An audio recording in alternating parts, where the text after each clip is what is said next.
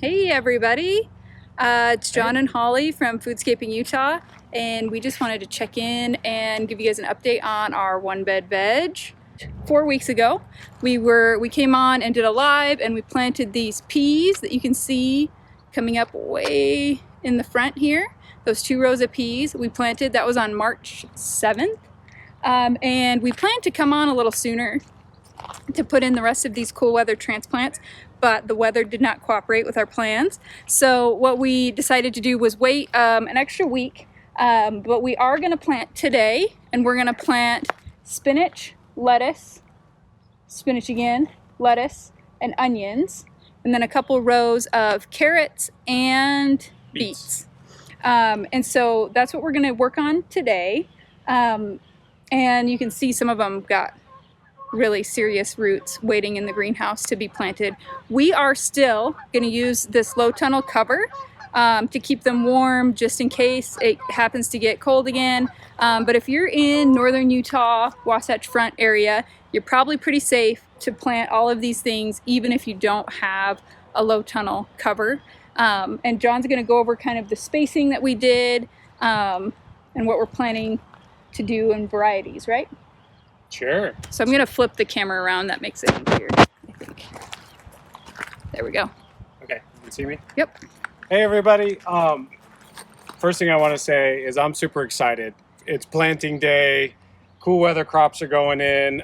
It's the first of many planting days. So, and like Holly said, this bed is kind of our experiment for how much we can grow in a 10x4, and it's also a template for if you only have one bed or maybe you have 2, you could use this to kind of plan out how to do it if you want. Spinach, lettuce, and beets can all easily be sown direct too. If you don't have the ability to start them inside, that's totally fine.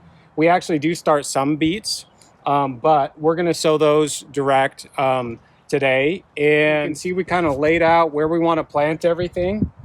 It's a big shadow. Yeah. There we go. I'm in the shadow. So if you just joined us, these peas here in the front we planted about 4 weeks ago on March 7th. The rest of the transplants that are going in, this row is lettuce, or I'm sorry, this row is spinach. This row, next one is lettuce of 4 different varieties. And then we're going to do another row of spinach. And then these little trenches that are here are going to be carrots and beets. Then we've got onions, and then another row of lettuce back there. So these were started in about mid-February. So they're really a little overdue to get in, but like Holly was saying, it got really cold. We've been busy, so we delayed it a little bit. But with spacing, to make it kind of easy, I really like 10 inches. So if we were going to raise a lettuce plant or a spinach plant, we give each of those 10 inches, and then the carrot rows are 10 inches apart. Same with the beets and the onions. So you can see how that's kind of how we've laid it out. And it's been super dry in Utah. So another quick tip is what we've done is like made these like drills, like little furrows, like Holly said, and we filled them with water a couple times because the soil was super dry. And then we also have a dibber. This is a trick we learned from Charles Dowding, who has a really good YouTube channel as well. So, you can just kind of dib, and I like to do that first and kind of plan out where we're going to go. And then I space those at 10 inches, right? So I like to get it all laid out, planned out. You also notice that there's some space in here. So the plan here, this is another tip for multicropping, or relay cropping, sometimes it's called. This space here is where we're going to plant peppers and tomatoes in about 3 weeks, probably. It'll kind of depend on weather, and we'll have them in a water pyramid to protect them. But the theory there is what'll happen is the spinach and lettuce will start producing in that time. And then while the peppers and tomatoes are small, the spinach and lettuce will use the extra space. And then as soon as the tomatoes and peppers get big and they need more space, we'll take the spinach and lettuce out because it's going to want to try to bolt, it's called, which means go to seed and flower. And then it's not as good. So Right. The spinach will probably come out late May, early June. The lettuce hopefully will hold on a little bit longer than that, and we can keep picking good lettuce. So onions, it's good to start them early. Definitely in February if you're going to start them from seed. You can also get clumps, but you can see they don't make a really nice transplant. Like the soil kind of falls off of them. That's no big deal. I like to just make sure that the roots are mostly going down, and then I use that dibber. Make sure you get the roots in, and then, you know, kind of hold it like this, and just make sure you pack it in good. But that's why I'm doing the onions first, because I noticed the clumps were kind of falling apart. Like if you notice the spinach, they're actually root bound, so we're gonna rip those roots up a little bit. Yeah, so these spinach, just so you can kind of see what he's talking about, we had intended to plant probably at least a week ago, if not 2 weeks ago. But like we said, it got cold and we just didn't want them to die out here. So we went ahead. We were busy and too. we were busy doing something else. So they'll probably be fine. It's a little bit of a bummer that they got so root bound in there. Because as you can see, like those lettuce, for example, is quite a bit different. It's just got these little baby roots. It'll be perfect transplant. This is like this nasty root ball mess. But so we're gonna couple more do it anyway. Couple more tips. Or do you have more questions still? Nope. So I like to, like, when the soil's dry like this, like if you look in here, I mean, look at this. It's almost like dust. That's dusty. And this is mostly compost on top, because we top every fall with compost, right? I think we even put just a little up on the spring too.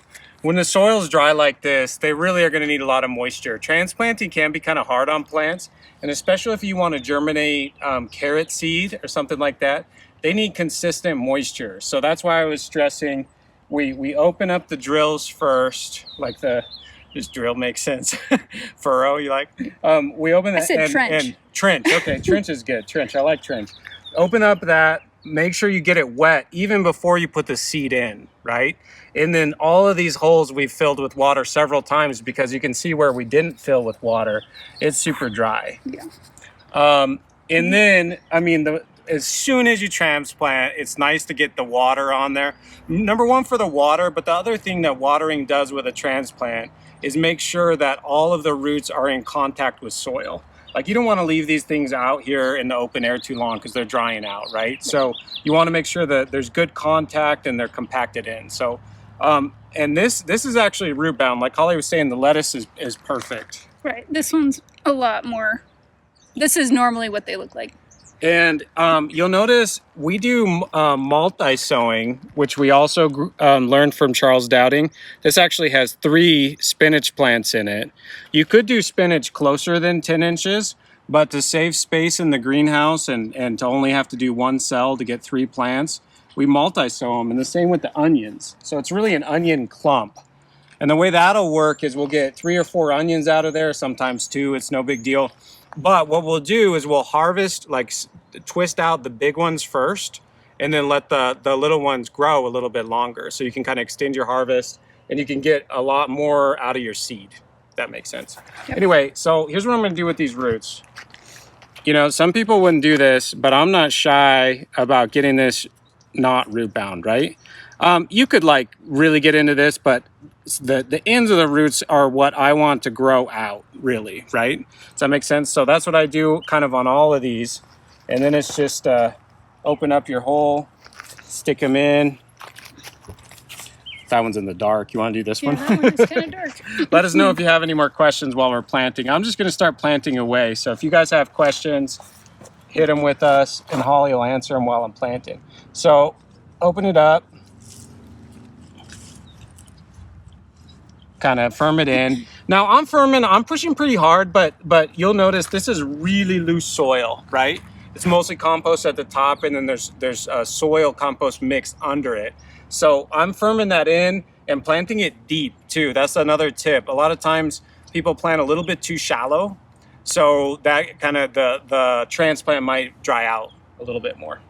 Another thing is we're planting here really in the evening. Yeah. Oh yeah, good point. And that's easier on the transplants also. Like if, let's say you planted at noon, then your transplants are out in the hot afternoon sun right away. I mean, obviously that's if it's a warm day.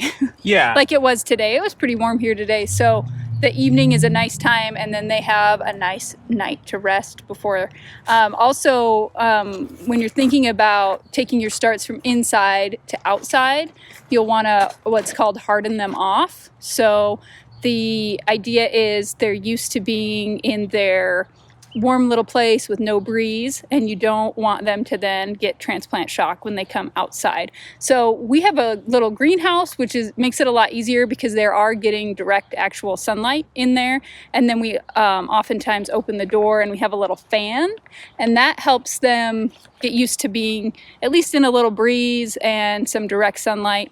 If you are starting them like in a basement or something, you'll want to bring them outside. Before you plant them, you'll want to bring them out, you know, maybe for like starting with what, like an hour each day or something. Yeah, gradually, and you want to do that kind of in mild weather, right? And you want, you know, do what you got you want that with. to be over, you know, a week or whatever. At least a few days. Yeah. So in a greenhouse, you don't have, did you just say you don't have to harden off too much? You don't have to do as much. Yeah. Because they're more used to the direct sunlight, the actual UV sunlight. And the temperature fluctuations. Right. That's the other thing inside. You don't get the lows that you would in a greenhouse. Greenhouses cool off quite a bit at night. Right. So far, we have started peas here in the front. And then we are doing lettuce. Sorry, I keep saying that. Spinach, lettuce, spinach. Then we're going to do 2 rows back there of seeds. And those will be carrots and beets. Next we have onions, and after that there will be lettuce. So we're kind of trying to get maximum amount of production out of this 4x10 raised bed. And we are going to keep you guys updated, so if you just happen to have one raised bed and you want to follow along for ideas. The other thing is on our website, we have it pretty much all laid out. What we're planting and how far apart they are and things like that, so you have an idea if you were looking kind of for an idea for layout for one 4x10 raised bed. Spending an hour planting could save you like 10 hours later, right? If you have a really good plan. So we like graph paper. There's also software, but this is our spring plan, and you can find this. It's okay if you can't see it. You can find it on our website under the One Bed Veg post. But it's graph paper. You know, like the planning, we've got it all, like the exact measurement. And then when I come out, it's like, okay, we're going to put this here and here and here. It makes planting day a lot more fun and a lot less stressful. You know right where everything's going. Thanks for joining us, guys. We're going to get the rest of this planted, and then maybe we'll put up some pictures or something of the final product.